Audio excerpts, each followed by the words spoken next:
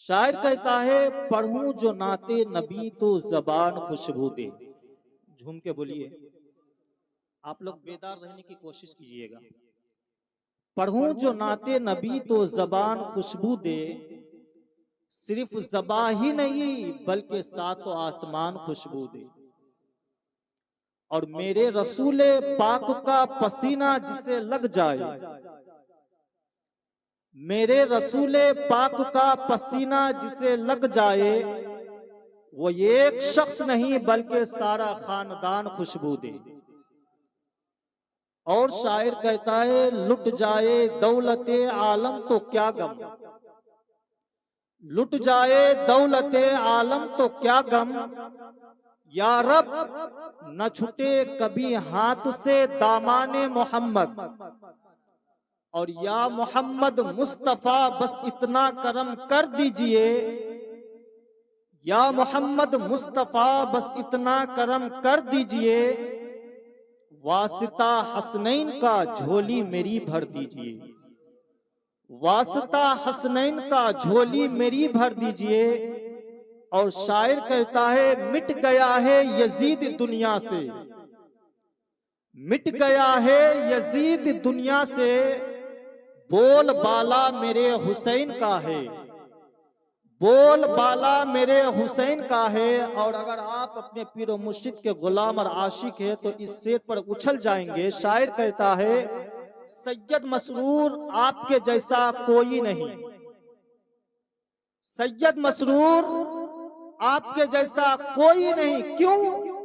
ये घराना मेरे हुसैन का है, ये घराना मेरे हुसैन का है। कायनात में कोई इंसान अगर खान हो, पठान हो, अंसारी हो और कुछ हो, लेकिन अगर वो हजारों आलिम को कूट कर एक आलिम भी बना हो, लेकिन सैयद के धूल के बराबर नहीं हो सकता है।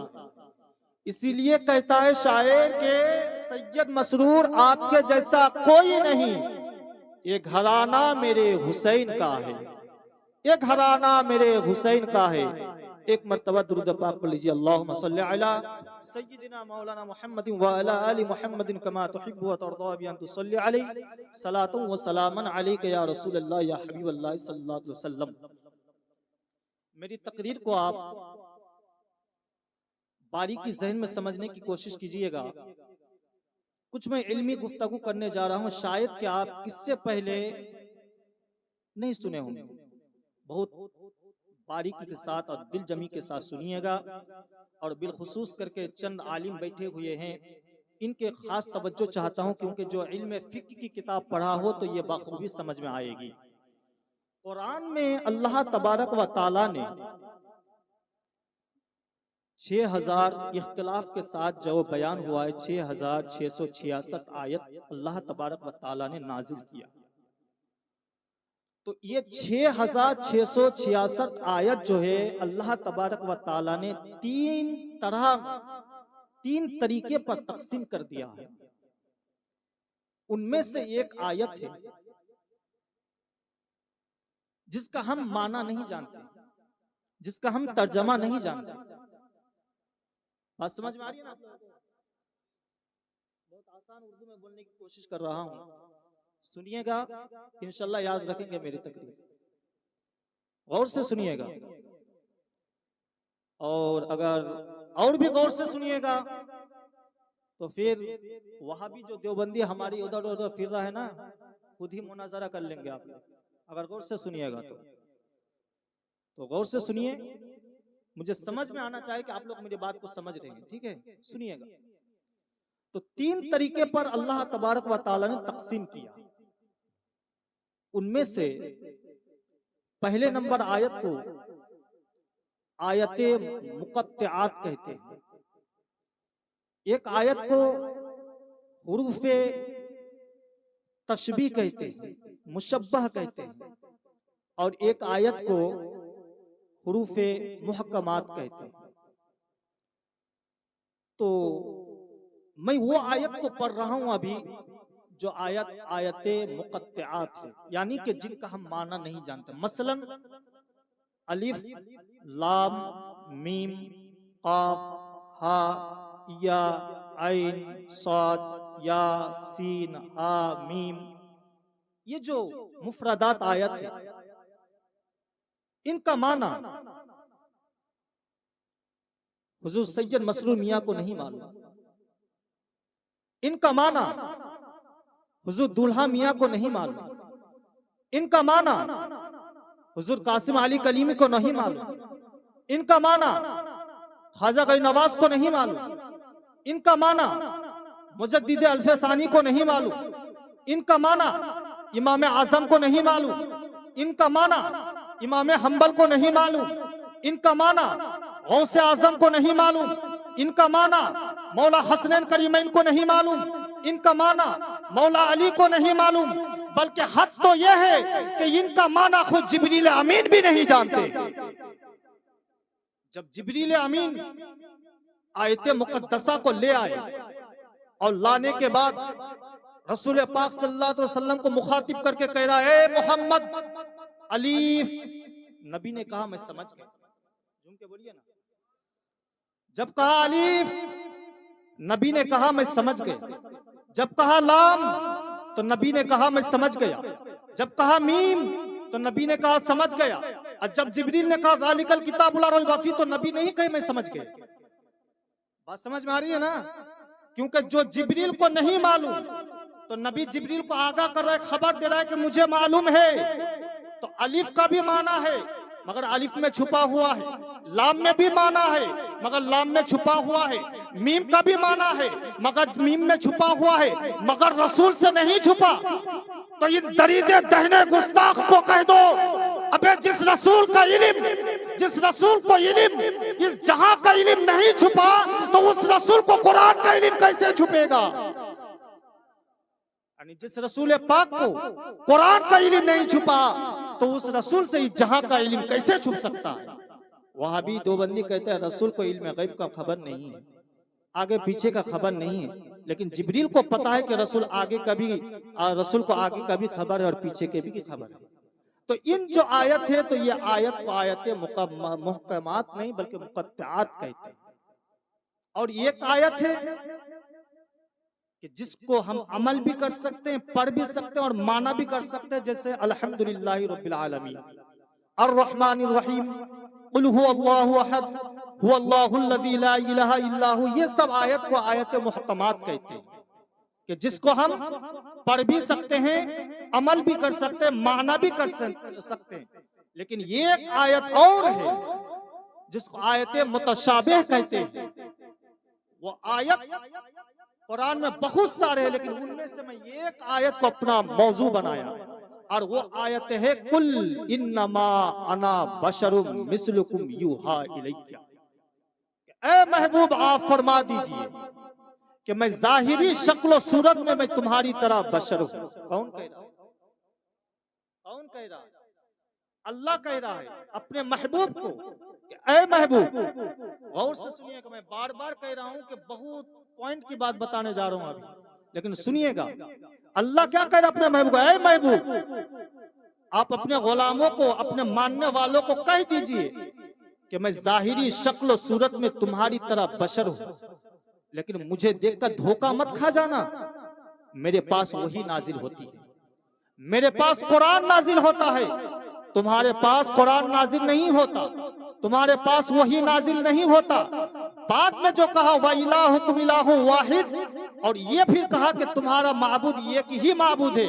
अब मुफस्सिरीन किराम तफसीर करने वाले व इलाहुकुम इलाहु वाहिद को अल्लाह तबारक व तआला ने यहाँ पे जिक्र क्यों किया है, मैं इसका वजाहत आगे चल के बताऊंगा, लेकिन आपको तफसीली तौर पर मैं आयत को समझाने की कोशिश कर रहा हूँ। अल्लाह ने क्या कहा, महबूब आप फरमा दीजिए मैं जाहिरी शक्ल सूरत में तुम्हारी तरह बशर हूँ, यानी कि नबी खाता है, नबी पीता है, नबी सोता है, नबी उठता है, नबी जागता है, नबी पेशाब करता है, नबी पेशाब करता है, नबी पाखाना करता है, लेकिन फिर भी लोग कहता है कि नबी खाता है, नबी पीता है, नबी सोता है, नबी उड़ता है, नबी जागता है, तो वो हमारे ही तरह है। लेकिन मैं कहता हूँ, कुरान कहता है कि वो तुम्हारी तरह बशर नहीं है, वो अगर बशर है तो अफजलुल बशर है। वह अफजलुल बशर है, वह नूरी बशर है। तो कुरान के आयत में कद जाकुम मिनल्लाहि नूर को लाके कह रहा है कि नबी को एक जगह पे बशर कहा जा रहा है और एक जगह पे नूर कह रहा है। तो इन आयत पर, ये जो आयत कुल इन्नमा अना बशरुम है, इस पर अमल करना जायज नहीं है, हराम है। क्यों? कुल कहकर जो खुदा ने मुराद लिया है वो तर्जमे में जाहिर नहीं है, और जो तर्जमे में जाहिर है वो खुदा के मुराद नहीं है। इसलिए इन आयत पर ईमान लाना जरूरी है, मगर अमल करना हराम है। आइए एक हदीस पाक समाअत कीजिए नबी की बशरियत पर। नबी कौन सा बशर है, नबी किस तरीके का बशर है, नबी अफजलुल बशर है या अफजलुल बशर नहीं है। आइए हजरत अबू सईद खुदरी रज़ी अल्लाह ताला अन्हु से रवायत है, मिशकात शरीफ 515 में हदीस पाक मौजूद है।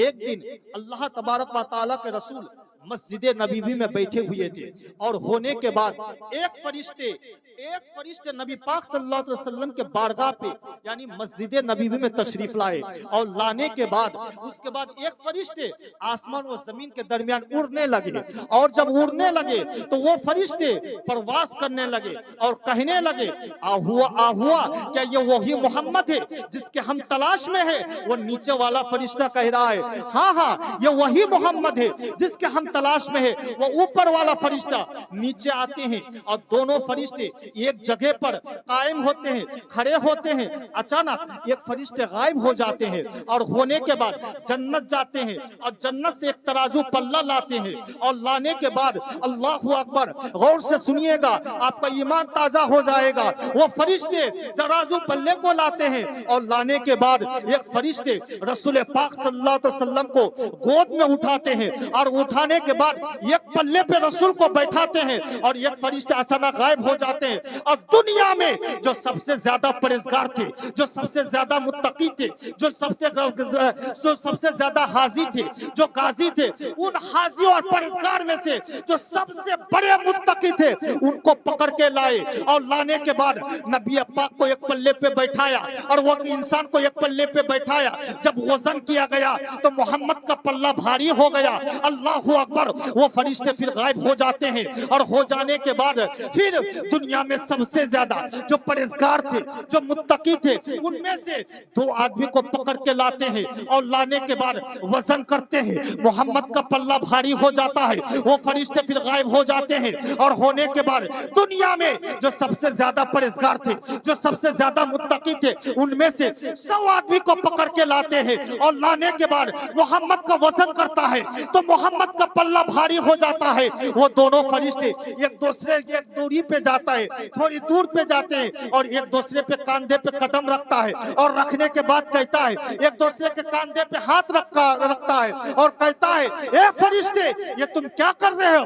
मोहम्मद के वजन पे एक तो छोड़ो, दो तो छोड़ो, तीन तो छोड़ो, 1000 तो छोड़ो, जमीन और आसमान को, अगर आसमान और जमीन को, जन्नत और दोज़ख को अगर एक पल्ले पे रखा जाए और मोहम्मद को अगर एक पल्ले पे रखा जाए तो मोहम्मद का पल्ला भारी हो जाए।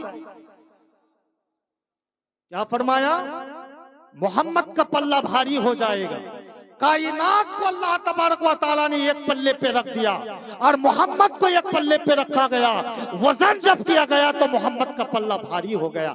इस हदीस से पता ये चलता है कि नबी हमारी तरह बशर नहीं है, बल्कि अगर नबी बशर है तो वह अफजलुल बशर है, वह नूरी बशर है, वो खाकी बशर नहीं है, वो हमारी तरह बशर नहीं है। वो जो कुछ लोग कहते हैं कि नबी खाते हैं, पीते हैं, सोते हैं, उठते हैं, जागते हैं, तो फिर नबी हमारे तरह बशर कैसे नहीं?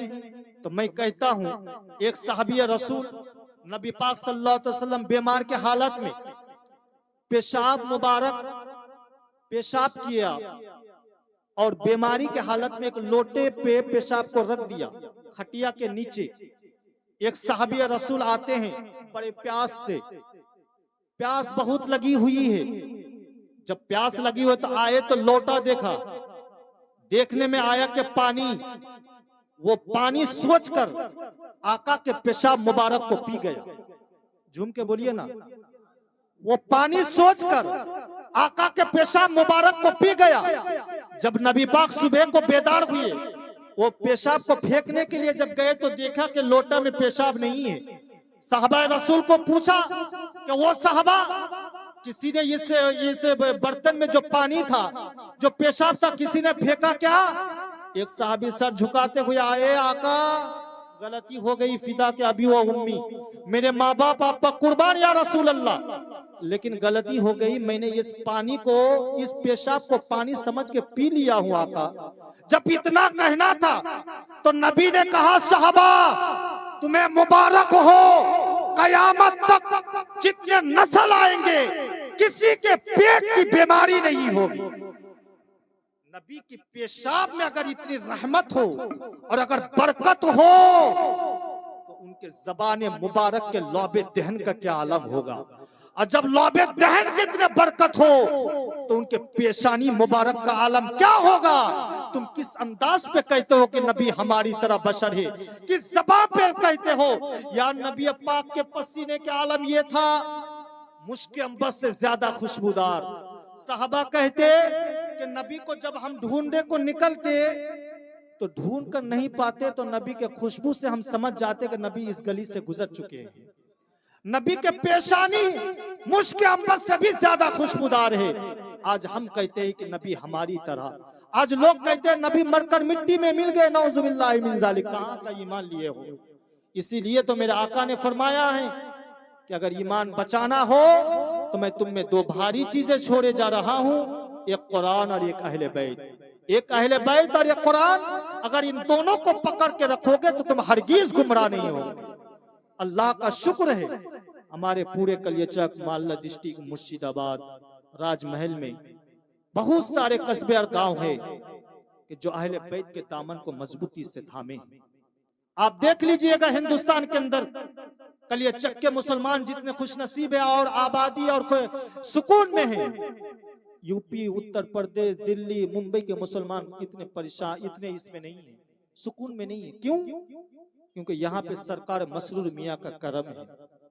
यहाँ सरकार दूल्हा मियाँ का करम है कि दुनिया में कहीं भी कुछ हो जाए लेकिन बंगाल के मुसलमान बच ही जाता।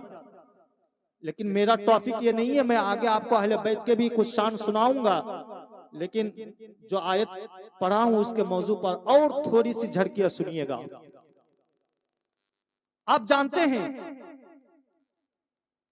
हजरत इब्राहिम खलीलुल्लाह के नाम आप सुने हैं, सुने हैं ना? कितने लोग सुने? हाथ उठाकर बोलिए। आपने सुने हैं? सब सुना है। बेदार रहिए, बहुत पॉइंट की बात जो कभी भी सुनने को नहीं मिलेगा। हजरत इब्राहिम अलैहिस्सलातो व तस्लीम नमरूद के दरबार में जाता है, और जब नमरूद के बारगाह पे जाता है तो जाने के बाद नमरूद को खुदा को एक मानने का हुक्म देता है कि ए नमरूद, तुम एक खुदा को मान लो, तुम्हारा एक ही खुदा है, दूसरे खुदा को मत मानो। नमरूद अपने तकब्बुर और घमंड के बुनियाद पर कहा कि ए मूसा, तुम किस खुदा की बात कर रहे हो, मैं ही तो खुदा हूं। नऊजुबिल्लाहि मिन ज़ालिक। नमरूद ने कहा, ए मूसा, ए इब्राहिम, तुम किस खुदा की बात कर रहे हो, खुदा तो मैं ही हूं। हजरत इब्राहिम खलीलुल्लाह ने कहा, अच्छा, मेरा खुदा वह है जो जिंदा को मुर्दा करता है, मुर्दा को जिंदा करता है। अगर तू मेरा खुदा है नमरूद, तो तू भी मुर्दे को जिंदा कर और जिंदे को मुर्दा कर दे। नमरूद ने कहा, अच्छा ठीक है। सुबह को आना इब्राहिम। जब हजरत इब्राहिम खलीलुल्लाह सुबह को आए तो नमरूद चालाक इंसान थे, लेकिन नबी के सामने किसी की चालाकी नहीं चलती।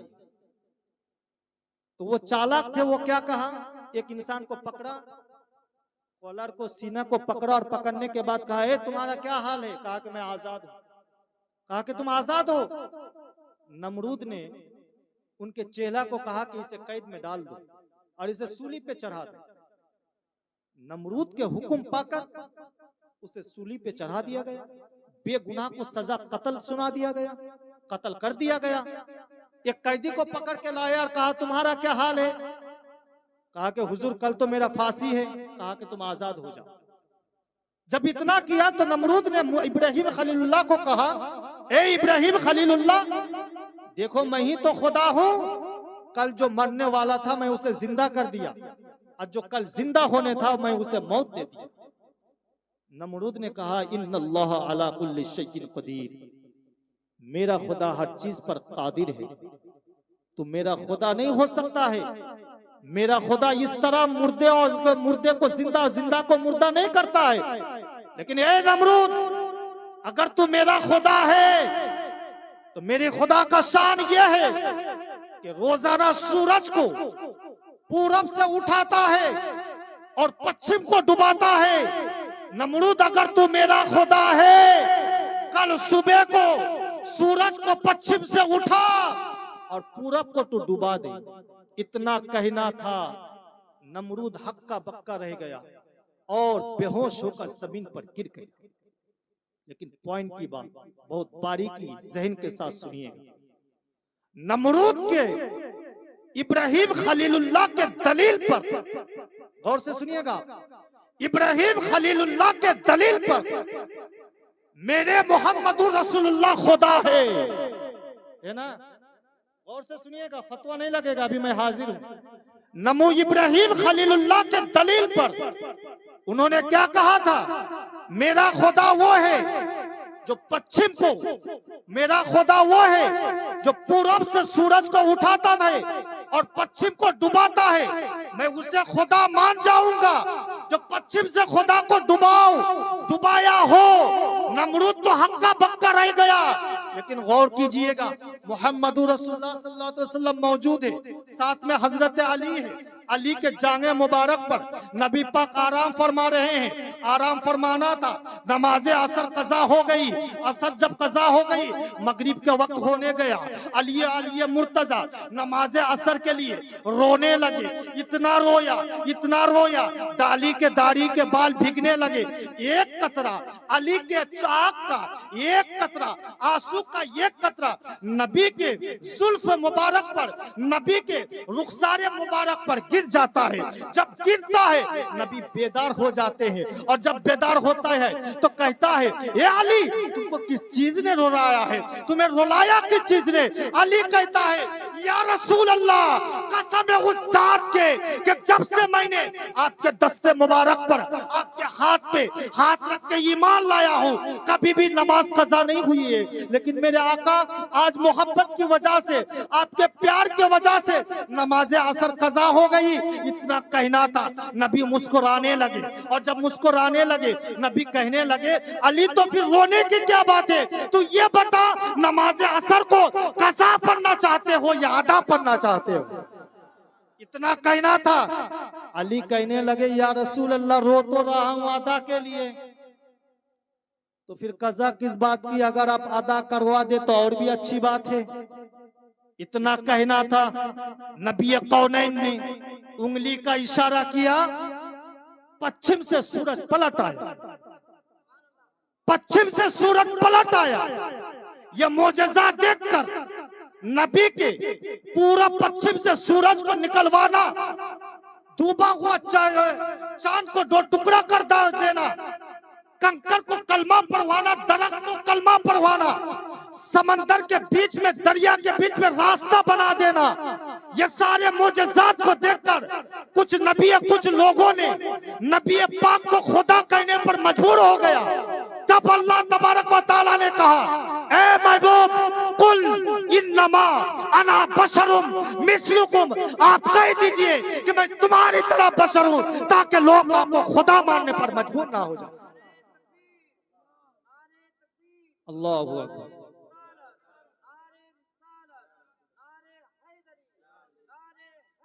यार नहीं सही।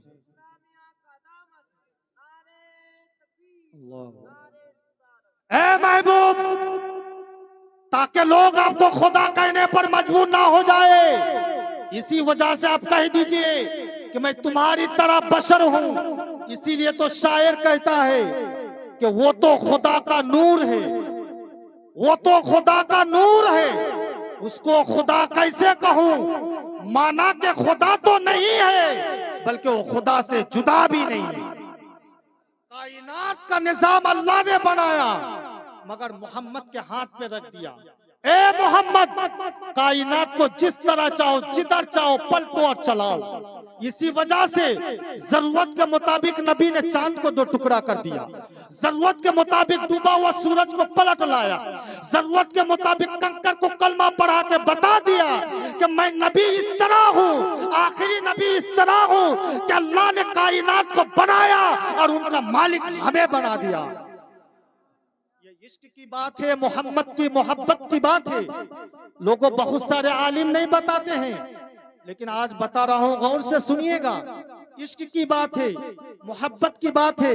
चंद मिनट और भी मैं हूं, अगर आप साथ दीजिएगा तो मैं बहुत अच्छी अच्छी प्यारी बात और भी बताऊंगा आपको। अगर आप बैठे रहेंगे अच्छा लग रहा है? हाथ उठा के बोलिए या रसूल अल्लाह। अगर आपका ईमान ताजा हो रहा हो, मेरी तकरीर समझ में आ रही हो, तो बीच मजमा से कोई भाई हुआ हाथ उठा के नारा लगा दीजिए जरा। उठाइए। अल्लाहु अकबर या रसूल अल्लाह या अली या अली। जिंदाबाद जिंदाबाद जिंदाबाद जिंदाबाद। नहीं चले, नहीं चले। या अली। हजरात, आप जानते हैं वो कूहे तूर पर मूसा गए और रब्बे कायनात को कहा, मौला मैं तुझे देखने की ख्वाहिश करता हूं, मैं तुम्हें देखना चाहता हूं। अल्लाह ने कहा लन तरानी, तुम मुझे देख नहीं सकते। फिर मूसा ने जिद किया, या अल्लाह मैं तुम्हें देखना चाहता हूं। जब जिद पे जिद किया तो अल्लाह तबारक व तआला ने क्या किया, मूसा कलीमुल्लाह को कहा, ए मूसा आओ कूहे तूर पर। नबी की शान और अंबिया के शान को आप देखिए, ये आखिरुज़्ज़मा के नबी है और हम उनके उम्मती हैं, हम उनके उम्मती हैं और नबी पहले, उनके शान को देखिए। क्या कहा, मूसा तू कूहे तूर पर आओ। अल्लाह कह रहे मूसा अगर मुझसे बात करनी हो तो कूहे तूर पर आओ, अगर वही लेना हो तो कूहे तूर पर आओ, अगर हुक्म लेना हो तो कूहे तूर पर आओ, अगर शरीयत लेना हो तो कूहे तूर पर आओ, अगर तरीकत लेना हो तो कूहे तूर पर आओ, अगर मारिफत लेना हो तो कूहे तूर पर आओ। लेकिन ये मोहम्मद मुस्तफा है, जहां पे ये मुतय्यन नहीं किया कि जबल उहुद पर आओ, मक्का में अरफात पर आओ, या जन्नतुल बकी पे आओ, या फिर काबा पर आओ। अल्लाह ने कहा महबूब तुम मेरे प्यारे मुस्तफा हो, जहां जहां रहोगे तुम वहां वहां वही नाजिल करूंगा। हद तो यह है कि अगर अम्मी आयशा के हुजरे पर रहोगे तो अम्मी आयशा के हुजरे पर वही नाजिल करूंगा। ये महबूबियत की शान है। और भी देखिएगा, जब कूए तौर पर मूसा आए, जूता पहन के आ रहा था, गैब से निदा आई, ए मूसा जूता खोल के आओ, ये कूहे तौर है। ए मूसा जूता खोल के आओ, ये कूहे तौर है। लेकिन जब मोहम्मद अरबी को अल्लाह तबारक व तआला ने मेराज पे बुलाया, उम्मे हानी के घर से निकल नहीं था, मेरे मोहम्मद ने जूता खोलने लगे। गैब से निदा आई, महबूब जूता मत खोलना, अर्श से आज़म पर तुम अपना जूता पहन के आओ। सवाल किया गया, ए अल्लाह वो तो कुएं तौर पर मूसा जूता पहन के आ रहा था, तुमने तो मना कर दिया था, लेकिन यहाँ पे अपने हबीब को अर्श से आज़म पर जूता पहन के क्यों बुला रहे हो? अल्लाह ने जवाब दिया, वो कुएं तौर और थे, लेकिन ये महबूब मुकर्रम है, ये मेरे हबीब है, इनके जूते से मेरे अर्श को भी खुशकिस्मती हासिल हो जाए। अगर मोहम्मद के जूते पे इतने कमाल हो, उनके तलवे का आलम क्या होगा? अगर उनके तलवे पे इतने आलम हो तो उनके दस्ते मुबारक का आलम क्या होगा? और जब उनके दस्ते मुबारक पर इतने कायनात का निजाम चल रहा हो तो उनके जबान का आलम क्या होगा? लेकिन गौर से सुनिएगा, अब मैं आ रहा हूं। वो जबान आप जानते हैं, वो जबान कभी भी मुस्तफा जाने रहमत के जबान से दुआ कभी रद्द नहीं हुई। जहां भी दुआ किया हो अल्लाह तबारक व तआला ने दुआ कबूल किया। वो जबान जिब्रील आते हैं नबी पर वही लेकर, नबी आराम फरमा रहे हैं तो जगाना मुश्किल हो जाते, कदम पर, कदम के तौले पर, तलवे पर चूमा देते हैं जगाने के लिए। नबी की जबान की बात करूं, इतने बुलंद वाला जबान, इतनी अजमत वाली जबान है, लेकिन मेरे भाइयों वो जबाने नाज पर, वो जबाने मुस्तफा पर तेरे नबी ने इमाम हुसैन को अपने गोद पे लिया, अपने गोद पे लिया, और लेने के बाद नबी अपने जबान से इमाम हुसैन को चूम रहा। नबी अपने जबान को, अपने खून को, अपने जान को, अपने प्यार को चूम रहा है, और कभी भी सूंघ भी रहा है, कभी चूम रहा है, कभी सूंघ रहा है। सहाबा देखकर ताज्जुब में, ए मुस्तफा, नबी, ए मेरे प्यारे हबीब, चूमना तो समझ में आता है, मगर इमाम हुसैन को सूंघते क्यों है? नबी जवाब देते हैं, मैं इसी वजह से चूमता हूं क्योंकि ये मेरे खून है, मेरी बेटी फातिमा के लखते जिगर है, मगर सूंघ रहा हूं इसी वजह से कि हुसैन के जिस्म से जन्नत की खुशबू आती है। चूमता हूं इसी वजह से कि हुसैन के जिस्म से जन्नत की खुशबू आती है, मगर मुसलमानों, वो खून मेरे पीरो मुर्शिद के खून पर दौड़ रहा, वो खून इमाम हुसैन के, वो खून हजरत सैयद मसरूर मियाँ के खून पे दौड़ता हूं। तो अगर जन्नत की खुशबू हुसैन के सीने पर, हुसैन के अगर खून में हो, तो अहले बैत के कदम पर अगर हम चूमा दे, अगर चुम्बन करे, अगर चूमा दे, अगर चूमे, तो क्या हम जन्नत को चूम नहीं सकते हैं? ये हो नहीं सकता है। जैसे माँ बाप के तलवे को चूमना ये जन्नत को चूमना है, तो इसी तरह अहले बैत के हाथ को, पैन को चूमना, यहाँ तक के जहां कदम पर जाए उसको भी चूमना, दर हकीकत में जन्नत को चूमना। ये ईमान की बात है, अकीदा की बात है, फतवे की बात नहीं है, मसले की बात नहीं है। आशिक का मिजाज कुछ और होता है, शरीयत का मिजाज कुछ और होता है, यह और बात होती है अलग अलग, लेकिन फिर आशिक कहीं ना कहीं अलग बात कहीं कहीं निकल जाता है। मुसलमानों, देखिए इमाम हुसैन का मर्तबा, नबी पाक सल्लल्लाहु अलैहि वसल्लम को अगर पूछा जाए, या रसूल अल्लाह, अगर आदम अलैहिस्सलाम को पूछा जाए, ये आदम तो अल्लाह के बाद किससे मोहब्बत करता है, तो आदम जवाब देगा, मैं अल्लाह के बाद अफजलुल बशर मोहम्मद रसूलुल्लाह से मोहब्बत करता हूं। अगर नूह को पूछा जाए, नूह अलैहिस्सलाम अल्लाह के बाद तो किससे मोहब्बत करता है, नूह अलैहिस्सलाम जवाब देगा कि अल्लाह के बाद मैं रसूलुल्लाह से मोहब्बत करता हूं। 1,20,000 अंबिया किराम को अगर पूछा जाए अल्लाह के बाद तो किससे मोहब्बत करता है, तो सारे नबीयीन का जवाब यही होगा, खैरुल बशर मोहम्मद रसूलुल्लाह से मोहब्बत करता हूं। इसी तरह अगर सिद्दीक अकबर को पूछा गया, ए सिद्दीक अकबर तू अल्लाह के बाद किससे मोहब्बत करता है, तो सिद्दीक अकबर का जवाब यही हुआ कि अल्लाह के बाद मैं मोहम्मद रसूलुल्लाह से मोहब्बत करता हूं। हजरत फारूक आजम से पूछा गया, ए फारूक आजम तू अल्लाह के बाद किससे मोहब्बत करते हो, फारूक आजम ने जवाब यही दिया कि अल्लाह के बाद मैं मोहम्मद रसूलुल्लाह से मोहब्बत करता हूं। इसी तरह गौसे आजम को अगर पूछा जाए कि अल्लाह के बाद किससे मोहब्बत करते हो, तो जवाब यही देगा कि अल्लाह के बाद मैं सबसे ज्यादा रसूलुल्लाह से मोहब्बत करता हूं। इमाम हसन करीम हजरत गौसे आजम, गरीब नवाज, हजरत उस्मान हारूनी, मसूद मिल्लत, तमाम औलिया किराम, नबी दीन, हजरत ख्वाजा नवाज और सारे कुतुब अख्ताब को अगर पूछा जाए कि अल्लाह के बाद किससे मोहब्बत करते हो, तो सारे नबीयीन का, सारे रसूलों का, सारे साहबा का, वली अख्ताब का एक ही जवाब होगा कि अल्लाह के बाद मैं सबसे ज्यादा मोहम्मद रसूलुल्लाह से मोहब्बत करता हूँ। लेकिन यही सवाल अगर मोहम्मद रसूलुल्लाह से पूछा जाए, ए मोहम्मद रसूलुल्लाह अल्लाह के बाद आप किससे मोहब्बत करते, तो उनका जवाब सुन लीजिए। उनका जवाब यह है, उन्होंने फरमाया कि मैं अल्लाह के बाद सबसे ज्यादा मेरी बेटी फातिमा और मेरे 2 लख्त जिगार इमाम हसन करीमैन से मोहब्बत करता हूँ। तो सबसे ज्यादा अल्लाह के बाद अगर मोहब्बत किया है रसूल ने तो इमाम हुसैन। और फिर मेरे आका ने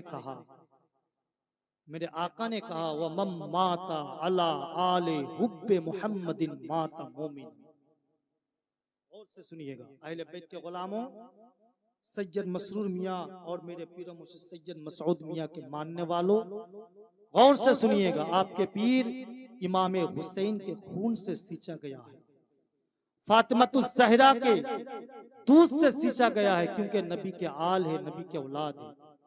और जिनके बारे में, आपके पीर के बारे में और इमाम हुसैन अहले बैत अतहर के बारे में आका फरमा रहे हैं, व मम्माता अला आले हुब्बे मुहम्मदिन माता मोमिनन। जो मेरे आल से मोहब्बत करते हुए मरेगा उसकी मौत मोमिन की मौत होगी। एक बात बोलूं, दुनिया में सबसे अगर खौफज़दा बात हो और सबसे अगर डर की बात हो, पैदाइश से लेकर मरते दम तक, तो सबसे डर की बात मौत के आखिरी हिचकी के वक्त है। आप दाढ़ी छोड़े हुए हैं, आप लंबे कुर्ता टोपी पगड़ी जुब्बा लगाए हुए हैं, लोग आपको देखकर सोच रहा है कि ईमान वाला है, परहेजगार है, ईमानदार है, हाजी है, गाजी है, नमाजी है। आप नमाज पे नमाज, नमाज पे नमाज, रोजे पे रोजे, हज पे हज, खैरात पे खैरात, ज़कात पे ज़कात देते जा रहे हैं। लेकिन अगर मौत के वक्त अगर ईमान नसीब ना हुआ, शैतान ने आपके अगर ईमान को लूट लिया, तो मालूम है कि जो सारी जिंदगी आप खैरात नमाज रोजे किए ना, सब के सब बेकार है, आप बेईमान के साथ गए। और डर की बात यह है क्योंकि सारी जिंदगी शैतान आपके पीछे लगा रहता है, नमाज पढ़ने से रोकता है, रोजा करने से रोकता है, शराब पीने की तरगीब देता है, जना करने की तरगीब दिलाता है, चोरी करने की तरगीब दिलाता है।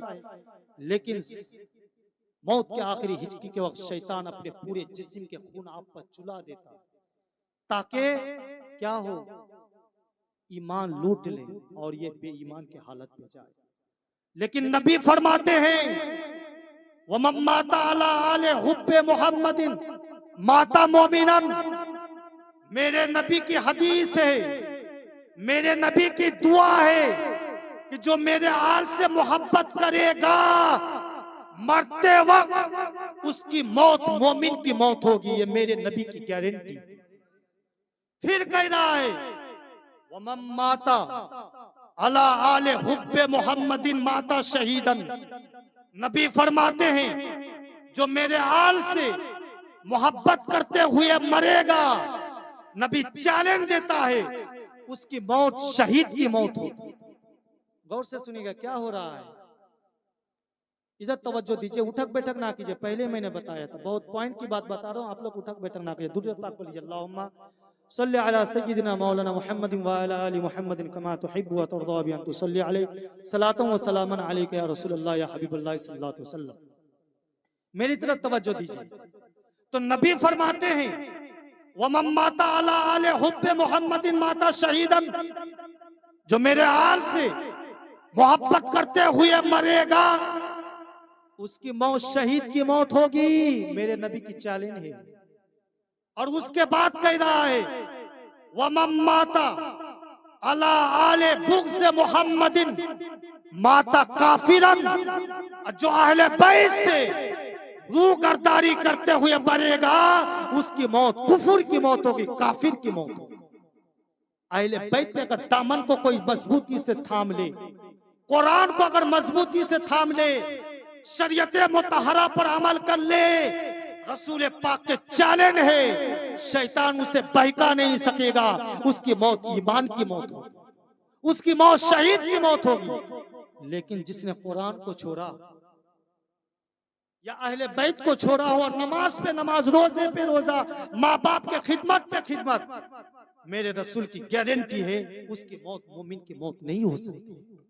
क्योंकि मेरे आका ने पहले ही कहा, इन्नी तारिकुम फीकुम मुस्तक़लैन अव्वल किताबुल्लाह व इत्रती अहली बैत, कि मैं तुम में दो भारी चीजें छोड़े जा रहा हूं, एक अल्लाह की किताब और दूसरी मेरी आल की इतरत है, मोहब्बत है। अगर इन दोनों को तुम पकड़ कर रखोगे तो कभी भी गुमराही नहीं आएगी, तुम पर आँच नहीं आएगी। यहां तक के ये दोनों हौजे कौसर पर मेरे पास जाएगा और गवाही पेश करेगा कि फला इंसान ने, या रसूल अल्लाह, कुरान कहेगा या रसूल अल्लाह ये मुझ पर अमल किया था, मुझे माना था। एक तरफ से अहले बैत कहेगा या रसूल अल्लाह ये मुझसे मोहब्बत किया था, ये मुझसे रूगरदारी नहीं किया था, बोझ नहीं रखा था, मेरे आका बख्श दीजिए।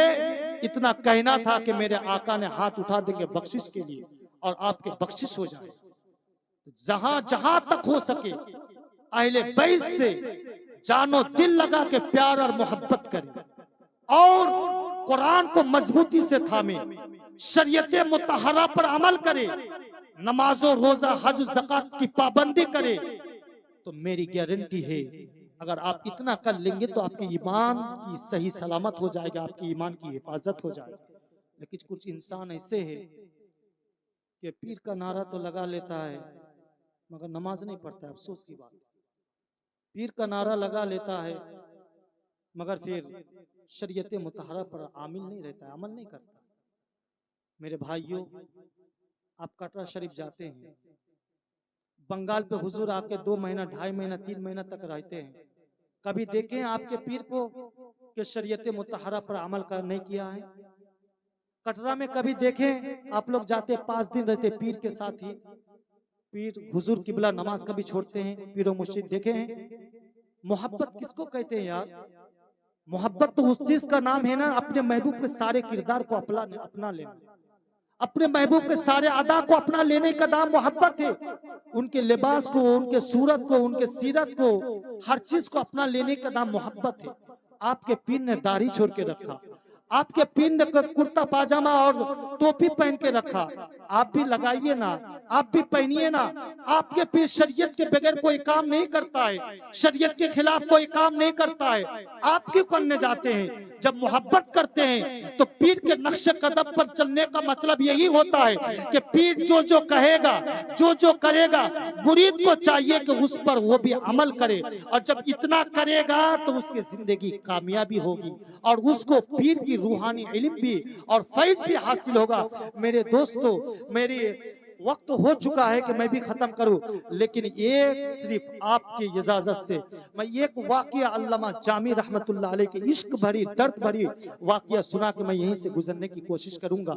अगर आप इजाजत दे तो मैं सुनाऊंगा। सुनाऊंगा, तकलीफ तो नहीं है? तो एक मरतबा दुरूद पाक पढ़ लीजिए, अल्लाहुम्मा सल्ली अला सलातम व सलामन अलैका या रसूलल्लाह सल्लल्लाहु अलैहि वसल्लम। आप जानते हैं अल्लामा जामी एक बहुत मशहूर और मारूफ आशिकाने रसूल गुजरे हैं, और आप लोग खानकाह में जब जाते हैं तो ज्यादातर उन लोगों के अशार पढ़ा जाता है। तनम फरसूदा जा पारा नसीमा जानिबे बताहा गुजर कुन, और भी बहुत सारे कलाम है जो पढ़ा जाता है। ये बहुत ही बड़े आशिक रसूल गुजरे थे, बहुत बड़े।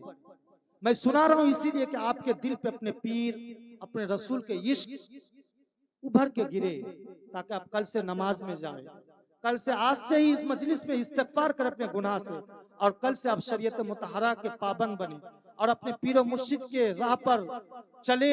इसी वजह से सुना रहा हूँ। अल्लामा जामी बहुत आशिक रसूल थे।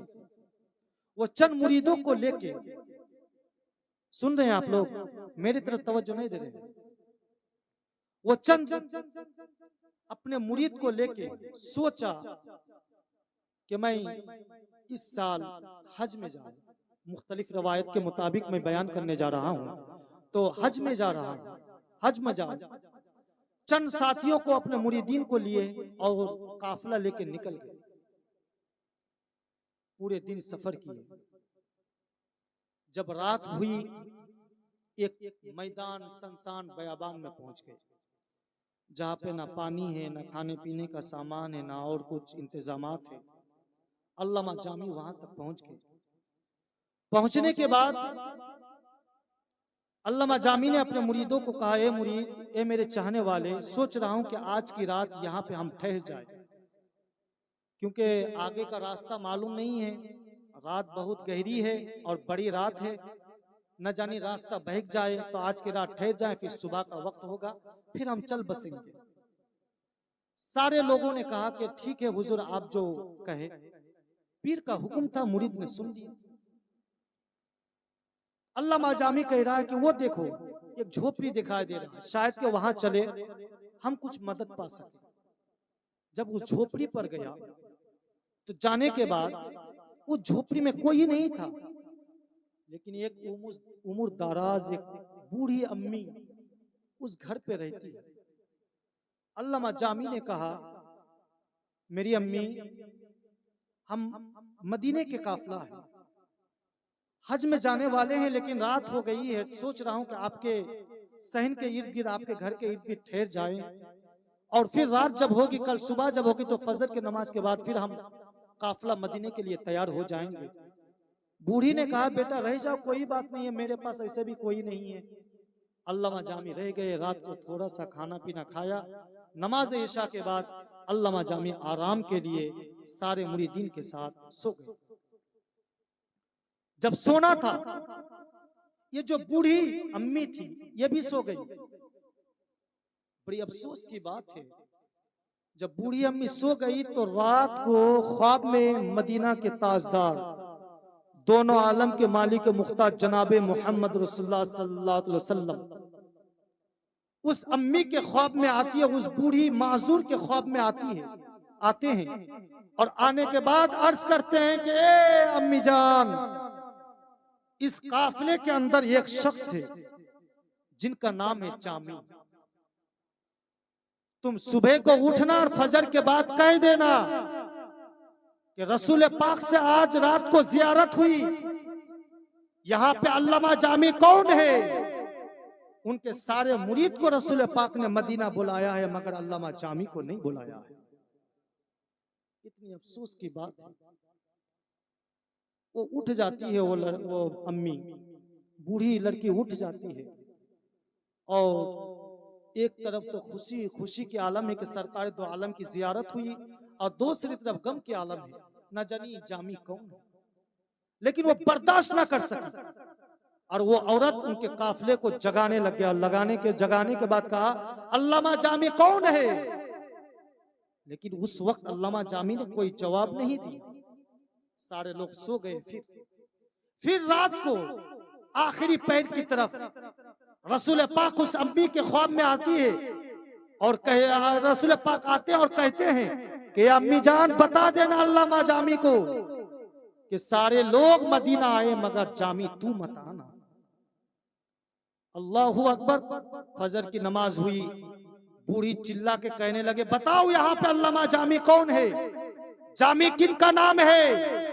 अल्लामा जामी सर झुकाए हुए वो औरत के पास आते हैं और कहती है, अम्मी जान, मेरे नाम है अल्लामा जामी, मुझे लोग जामी कहते हैं, अब्दुल रहमान कहते हैं। कहने लगा, बेटा अफसोस की बात यह है कि आपके सारे चाहने वाले को मेरे आका ने मदीना बुलाया है, मेरे आका ने मदीना बुलाया है, मगर जामी के नाम के जो आदमी है उनको मदीना आने से रोक दिया। इतना कहना था, जामी के इश्क खोलने लगा। जामी ज़ारो कतार रोने लगे। जामी ने मुरीदों को कहा, ये मेरे सारे चाहने वालों, तुम खुश नसीब हो यार। नसीमा जानिबे बतहा गुजर कुन जे अहवालम मोहम्मद रा खबर। ऐ मेरे काफिले वालों, तुम जाओ, मेरे आका ने मुझे नहीं बुलाया है।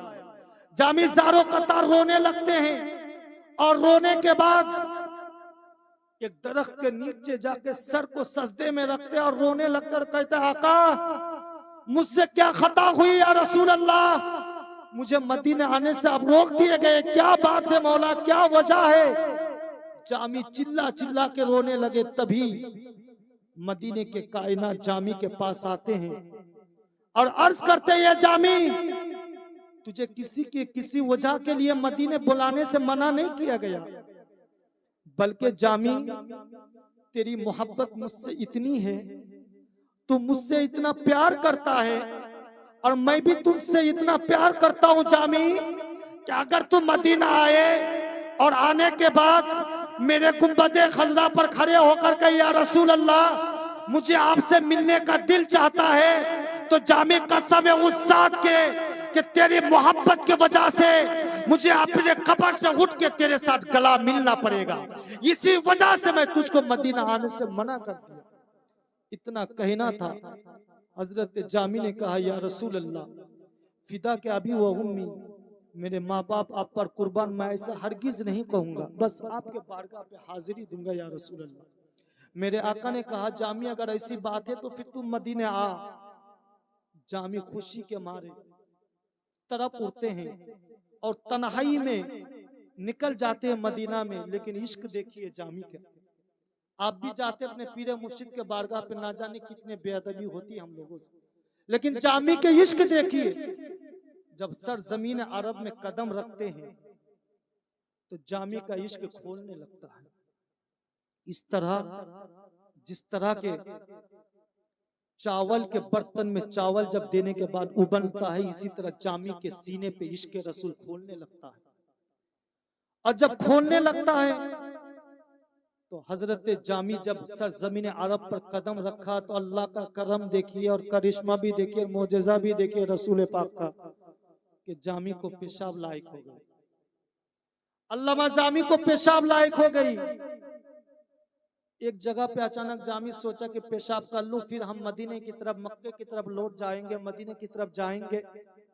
जब पेशाब करने बैठा तो जामी के दिल ने आवाज दिया, ये जामी तू कहां पे पेशाब कर रहा है, तू कहां पे पेशाब कर रहा है यार, ये मुस्तफा की बाजार है, ना जानी यहाँ पे कदमे रसूल गिरा हुआ हो, तू इस जगह पे पेशाब कर रहे हो जामी। जामी के इश्क ने जवाब दिया कि नहीं, पेशाब मत करना। जामी उठ गए, कहा कि पेशाब नहीं करूंगा। जामी फिर रास्ता आगे निकल गए। पेशाब इतनी लायक हुई, जामी बर्दाश्त ना कर सके, फिर एक जगह पे बैठ गए पेशाब के लिए। फिर जामी के सीना कांपता हुआ, दिमाग लरसता हुआ कहा, ये जामी ये शहर नबी है, यहाँ पेशाब मत करना, न जानी यहाँ पे भी रसूल के कदम गिरा हुआ हो। इतना कहना था, जामी फिर उठ जाते हैं, पेशाब नहीं करता है। तीसरी दफा भी बैठा, लेकिन जामी पेशाब ना कर सका। जब काबा पहुंच गए जामी, अल्लाह को कहा, मौला तेरे जामी तेरे घर तक आ चुका है, मगर तेरे जामी को पेशाब लायक हुई, तेरे रसूल का इश्क ने पेशाब करने नहीं दिया। गैब से निदाई है, जामी तू जब तक मदीने और मक्के में घूमता रहेगा, फिरता रहेगा, मेरे तरफ से तुम्हारे लिए पेशाब व पाखाना को बंद कर दिया गया। जब तक तुम रहोगे, ना तुम पेशाब करोगे ना पाखाना करोगे। पेशाब पाखाना को गैब से अल्लाह ने बंद कर दिया।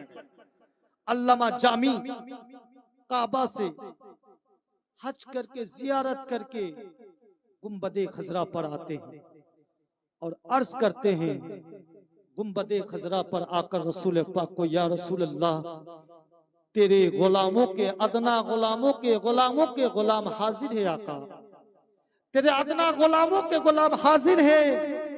इतना कहना था कि जामी ने सलाम पेश किया, अस्सलामु अलैका या अय्युहन नबी।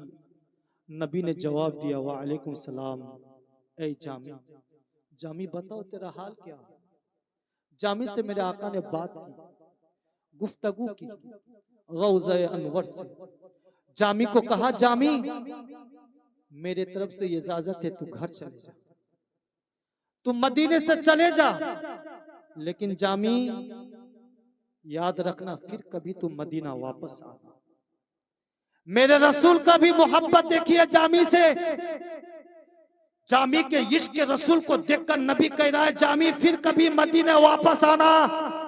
जामी जब अपने घर को जाते हैं, मुरीदों के सामने कह रहा है कि इश्क के मारे कि जामी कभी मरेगा नहीं, जामी कभी मरेगा नहीं। मुरीद कहने लगा कि मेरे पीर पागल हो गया है, अल्लामा जामी पागल हो गया है, कभी कह रहा है कि मरेगा ही नहीं, हालांकि मरना सबको है। और ये जामी मदीने से आके कह रहा है कि मरना ही नहीं है। जामी को जब पूछा गया, ये जामी तुम्हें मरना क्यों नहीं है, तो जामी ने कहा था, ए मेरे मुरीद, मरना तो सभी को है, लेकिन मैं इसीलिए कह रहा हूं, मेरे आका ने मुझे रुखसत करने के वक्त कहा था, जामी अपने गांव को चले जाओ, फिर कभी मदीने वापस आना। मैं समझ गया दोबारा जब तक मैं मदीना ना जाऊं, जामी की मौत नहीं हो सकती है। जामी की मौत कभी भी नहीं हो सकती है जब तक मैं ना जाऊं। ये जामी के इश्क है, ये जामी की अदब है। लेकिन आज हम जाते हैं अपने पीर के बारगाह में तो किस अदब लेके बाजार करने, कटरे में कुर्ता पाजामा बहुत सस्ता है, औरतों की नाइटी है, फला फला सामान है, बहुत ये है सस्ता है, लेने जाते हैं बाजार करने। यार कलियाचक में, मालदा में, हर जगह पे ना जानी यार बहुत अच्छे अच्छे सामान बिक जाते हैं, मिल जाते हैं, लेकिन वहां पे जाके भी हम बाजार करना नहीं छोड़ते हैं। गए हैं पीर के बारगाह पे, बड़े अदब के साथ रहा कीजिए। मुसलमानों, वक्त भी 1 बज गया,